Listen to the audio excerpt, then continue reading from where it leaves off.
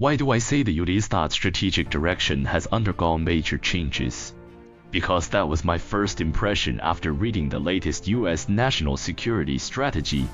Of course, some things have changed, and some things in essence remain unchanged. And some changes hide even deeper mysteries. Change and continuity are the norms of history. What truly matters is distinguishing which shifts are the turning tides, and which are merely splashing waves. There's an amusing detail. The national security strategy begins with an open letter from Trump. The very first sentence reads, "My fellow Americans, over the past 9 months, we have pulled our nation and indeed the entire world back from the brink of disaster and destruction." Well, according to Trump, had he not taken office, the world would have been destroyed. Remarkably exaggerated, but very Trump-like. According to this report, America's strategic focus will shift toward the Western Hemisphere, the Americas. It explicitly says the top priority is implementing Trump's version of the Monroe Doctrine to restore U.S. dominance in the region.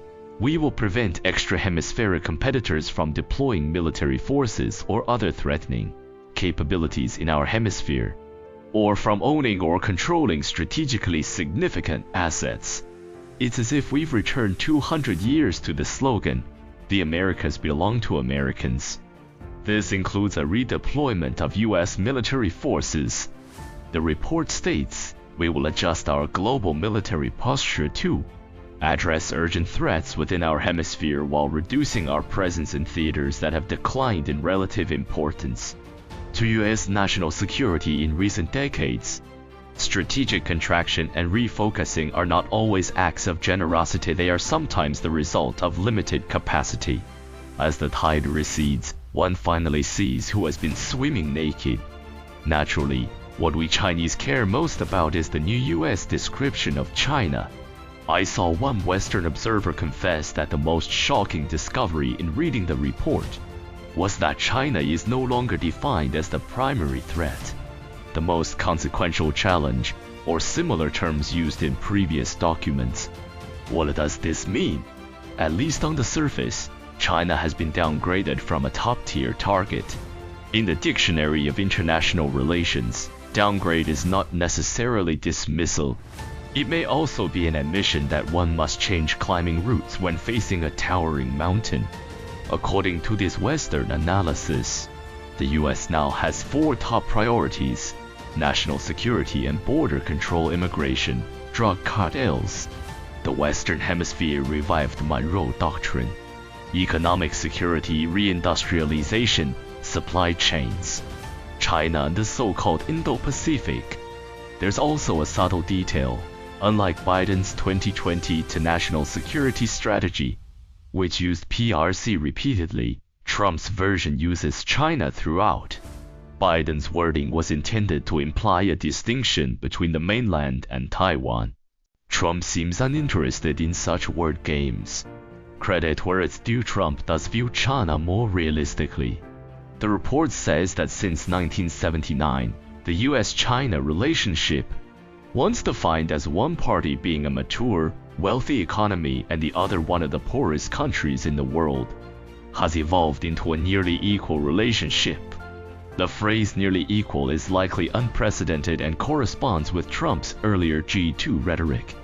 The report also admits that China has adapted to the US tariff shift that began in 2017, in part by strengthening control over supply chains. This is an implicit acknowledgement of the failure of the US trade war against China. China's countermeasures forced the US to adjust its policy. On the surface, China is no longer America's primary threat. The US increasingly frames China as an economic competitor and declares that economics is the ultimate wager. When the halo of military deterrence dims, economics becomes the most concrete battleground for major powers. On the sensitive Taiwan issue, the report states, deterring a Taiwan conflict by maintaining military overmatch is a priority, ideally. That word ideally is very telling. Some observers believe this is the first time the US implicitly acknowledges that China may surpass the US militarily, because if it's merely ideal, then it is not guaranteed. The report also says, we will build a military that can deny aggression anywhere inside the first island chain. But the US military cannot and should not do this alone. It warns that if America's first island chain allies do not make greater investments and take action, most importantly by contributing more to collective defense, then the power balance may shift so unfavorably that defending the island may become impossible. Translation: the US will keep pressuring Japan, South Korea, the Philippines, and others pay more, buy more US weapons, and be prepared to serve as cannon fodder.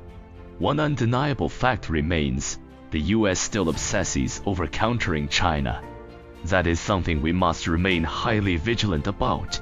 But perhaps the most unsettling part is for Europe. The new US national security strategy declares that a significant ideological gulf now exists between the US and Europe, and that Europe is a region where economic decline is secondary to a more severe reality, the prospect of civilizational collapse. It further states, within decades at most, several NATO members will become countries where non-European ethnic groups constitute the majority. This is very likely, meaning Europe will no longer be Europe's Europe. Some countries will become majority Muslim, Black, or Indian. The report reeks of racial anxiety. Civilizational decline narratives often mask deep fear and arrogance. So how do we view all this?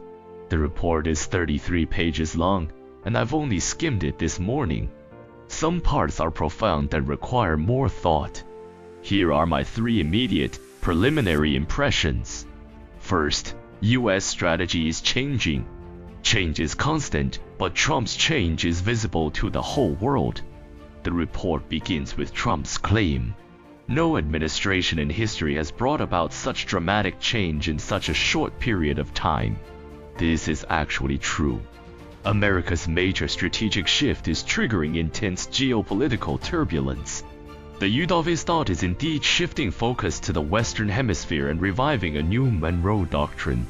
Hence, the US thought is now cracking down under the excuse of fighting drug traffickers. And countries like Venezuela and Colombia are under immense pressure. The nightmare for Latin America may be returning. Second, we must not be overly optimistic. On the positive side, Trump cares less about ideology, has minimal interest in Taiwan, and emphasizes economic competition with China. But we must remain wary the US has not abandoned its ambition to contain China in all domains. Let's not forget the US is still rallying allies to counter China.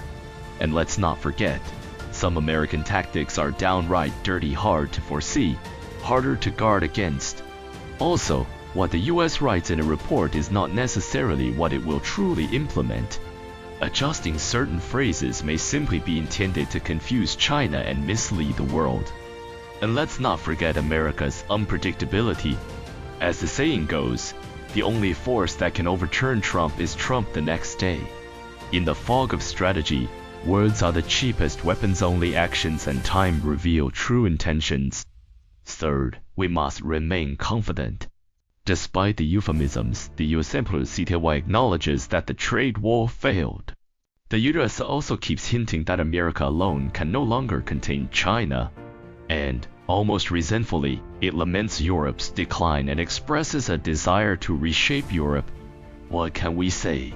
The world is experiencing unprecedented upheavals, and we face unprecedented tests as well. But with unity and determination, there is no river we cannot cross, no mountain we cannot climb. Confidence comes not from our rivals' missteps, but from the steadiness of our own path. I saw one American comment that America is changing and China is changing. But the US is trying to build an anti-China economic bloc while simultaneously launching trade wars against the whole world. How can that possibly succeed? But there is one point in the new US national security strategy that I strongly agree with. Economics is the ultimate wager. At the end of the day, development is the hard truth. We must compete in the economy and we must work hard.